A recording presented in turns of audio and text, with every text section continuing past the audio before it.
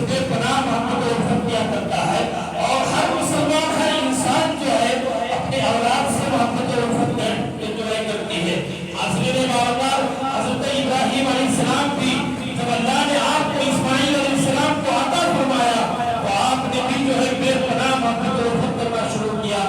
جب آپ نے جو ہے اپنے بیٹے حضرت اسماعیل علیہ السلام سے محبت کرنا شروع کیا تو فرشتوں نے اللہ تبارک و تعالیٰ کی بارگاہ میں عرض کیا کہ اے میرے مولا، تو نے ابراہیم علیہ السلام کو اپنا خلیل بنایا ہے۔ خلیل کا مطلب یہ ہوتا ہے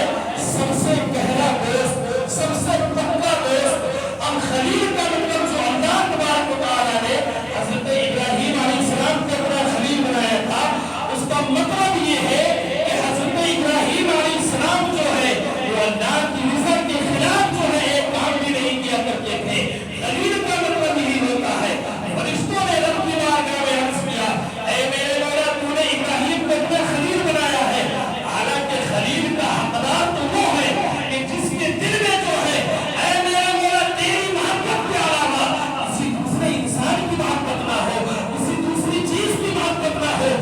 لیکن تو نے ابراہیم کو خلیل بنایا ہے، لیکن ابراہیم کا حال تو یہ ہے کہ ابراہیم کو اپنے بیٹے اسماعیل علیہ السلام سے بے پناہ محبت و الفت کرتے ہیں۔ حاضرین معزز، جب فرشتوں نے اپنا یہ اعتراض جو ہے رب کے سامنے رکھا تو اللہ تبارک و تعالیٰ نے حضرت ابراہیم علیہ السلام کا جو ہے امتحان لیا، اور امتحان کس طور پر لیا کہ جو ہے حضرت ابراہیم علیہ السلام نے جو ہے 8ویں ذوالحجہ کی رات میں ایک خواب دیکھتے ہیں کہ ایک فرشتہ ہے جو مجھ سے کہہ رہا ہے کہ اے ابراہیم علیہ السلام قربانی کرو۔ حضرت ابراہیم علیہ السلام صبح ہوتے ہی جو ہے 100 اونٹوں کی اللہ کے نام پر قربانی کر دیتے ہیں۔ پھر جب 9ویں ذوالحجہ کی رات آتی ہے پھر آپ آرام کرتے ہیں، آپ کو پھر وہی خواب نظر آتا ہے، ایک فرشتہ ہے جو یہ کہہ رہا ہے کہ اے ابراہیم علیہ السلام جو ہے اللہ کے نام پر قربانی پیش کرو۔ حضرت ابراہیم علیہ السلام صبح ہوتے ہی جو ہے